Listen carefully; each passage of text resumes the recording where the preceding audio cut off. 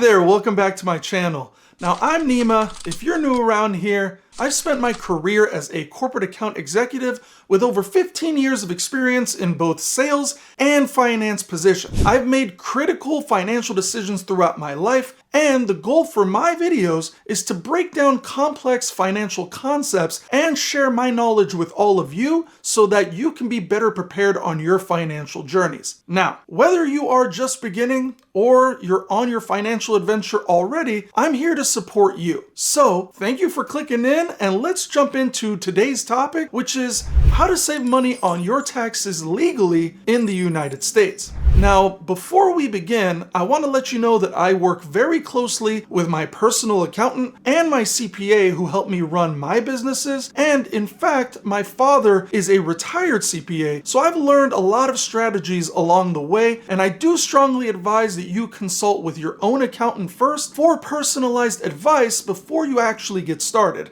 And don't worry, guys, if you don't have one, I hope you find this information valuable. So let's dive right into some tax saving strategies. If you earn less than $500,000 a year, these tips are going to be specifically tailored for you. Now, I'll most likely make another video for those that are beyond that income threshold, as there are some more advanced strategies available, especially for those with over $1 million in earnings, but we'll go ahead and save that for another time. So first and foremost, let me clarify that there are no magic tricks to reducing your taxes to zero. Guys, I really wish that was the case, and of course I would do it myself, but of course it doesn't exist, or at least I'm not aware of it. So yeah, I do wish that there were options like that for below average to upper middle class people, but usually those tax strategies are reserved for billionaires with complex offshore entities and teams of tax attorneys. So in this video, I'll just focus on the legal methods to minimize your taxes while staying on the right side of the law. So getting right into it, the first thing that you can save money on taxes is with commuter benefits. Now, many workplaces offer commuter benefits.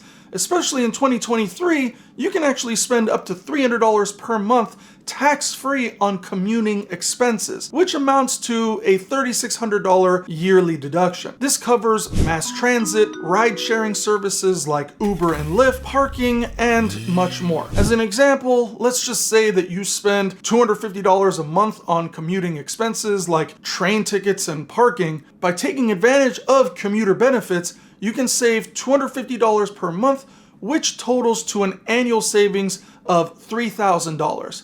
Again, guys, that would be tax-free saving. Now, the second thing that you could save money on taxes with is your retirement plan. I always tell my friends and anyone who asks me for financial advice to take advantage of retirement plans offered by your employer. Now, these include such things such as 401k for for-profit companies, or a 403b for certain government or nonprofit positions. Now, contributing to these plans reduces your current tax liability while building your retirement savings. Now, for example, let's say you earn $60,000 a year and you contribute $5,000 annually to your 401k.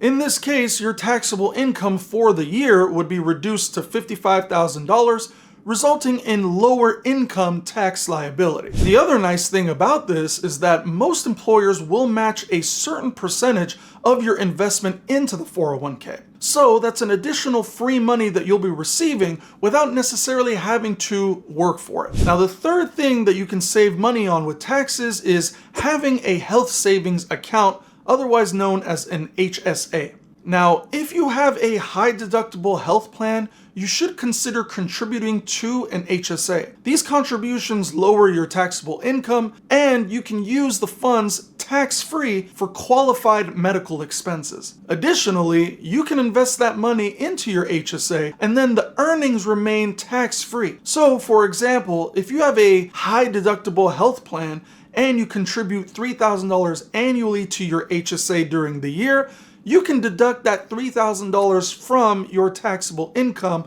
potentially lowering your overall tax bill. Now, the fourth thing that you can save money on with taxes is flexible spending accounts, otherwise known as FSAs. Now, FSAs allow you to pay for eligible healthcare expenses with pre-tax dollars. As an example, let's say you contribute $2,000 annually to your FSA for eligible healthcare expenses. You can then save on taxes because that $2,000 is deducted from your taxable income. But guys, with this particular option, just be mindful of the use it or lose it rule, which may require you to spend the funds by year end. Now, the fifth thing that you can save money on taxes with is Dependent Care FSA. This account lets you pay for childcare expenses with pre-tax money, whether it's for children or adult dependents. Now, if you have a Dependent Care FSA and contribute $5,000 to cover childcare expenses for your child, you can exclude this amount from your taxable income. Now, before I go into the second half of tax efficient investing, I'd really appreciate it if you guys would smash that like button, give a comment, and subscribe, as it really helps the channel grow and it allows me to continue making more videos for you guys weekly. I really do enjoy helping you all learn, and I believe helpful content should be free without charging for like a course or anything like that. So please smash the like button, give a comment, and subscribe to help the channel grow. Now guys, here are some more tax efficient investing strategies. The first one is capital losses. Now, if you incur capital losses, report them as they can be beneficial for tax purposes. Stock losses are typically reported on the 1099-B tax form, and an example of this would be, just imagine that you saved in stocks and sold some at a loss of $2,000 during the year. You can actually use this capital loss to offset your capital gains, potentially reducing your overall tax liability. The second tax-efficient investing strategy is long-term capital gains. Now, holding on to stocks or cryptocurrencies for more than a year actually qualifies them as long-term capital gains, which often receives preferential tax treatment. A quick example of this would be that, let's say you held onto a stock for over a year and made a profit of $5,000 when selling it. This might qualify you for lower long-term capital gains tax rate, reducing the tax that you owe on that profit. Now, the third tax-efficient investing strategy is revising your 1099-B tax form. Make sure that your year-end tax statement for investment activity is accurate and complete.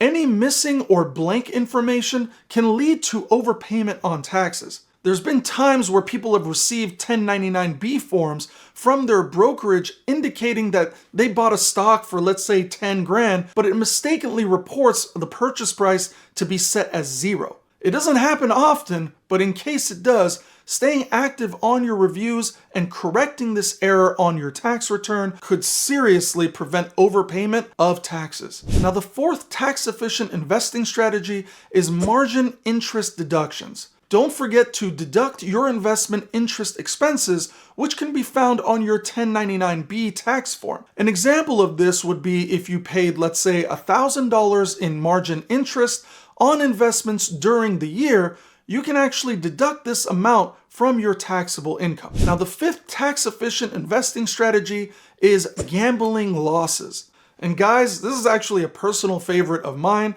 Now, if you happen to win at a casino and you receive a W-2G tax form, remember that you can actually offset your winnings with the gambling losses incurred during that year. An example of this would be, let's say you won $3,000 at the casino and then you received a W-2G form, but you had $1,000 in documented gambling losses throughout the year. You can actually offset your winnings by $1,000, potentially lowering your tax liability on those gambling winnings. Now, the sixth tax-efficient strategy is traditional IRA. Now, you guys should consider setting up a traditional IRA if you haven't already, and this should be outside of your workplace for potential tax deductions.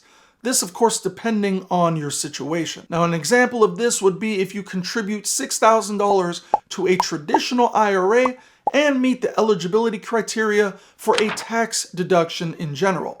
You can deduct that $6,000 from your taxable income. Now, the seventh tax-efficient investing strategy is the 529 plan. Now, while contributions to a 529 plan may not provide federal tax deductions, some states actually offer tax incentives. Additionally, these plans offer tax-free growth. An example of this would be that even though your contributions to a 529 plan won't provide federal tax deductions, if you're in a state that offers a tax deduction for contributions, you can just ultimately say that you save, let's say, $500 in income tax by contributing $5,000 to a 529 plan. Now, the 8th tax-efficient investing strategy is to adjust your W-4 payroll settings. If you often owe taxes when you're filing your return, you may be incurring underpayment penalties. Adjust your tax withholding through your payroll department to avoid this issue. An example of this would be that if you consistently owe taxes when filing your return, and then you adjust your W-4 withholding to have an additional $100 withheld from each paycheck, you can actually avoid underpayment penalties and reduce your year-end tax bill. Now, the 9th and last tax-efficient investing strategy is minimal rental use rule. Now, if you rent out your home for 14 days or less, the income is usually tax-free. Be sure to report this income correctly. Now, an example of this would be if you rent your home on Airbnb for 10 days during the year and you earn, let's say, $2,000, this income would likely be tax-free as it falls within the minimum rental use rule. Make sure you utilize it, guys, and not let it slip through your hands, as it could save you a lot of money at the end of the year. And that's it, guys. I hope that you find this video helpful in legally minimizing your tax liability. If you find that this video was helpful and will save you money, I'd really appreciate it if you could smash that like button, comment, and subscribe, as it really helps the channel grow, and again, it allows me to continue making more videos for you guys weekly. I really do thank you for your support, and I'll see you in the next video.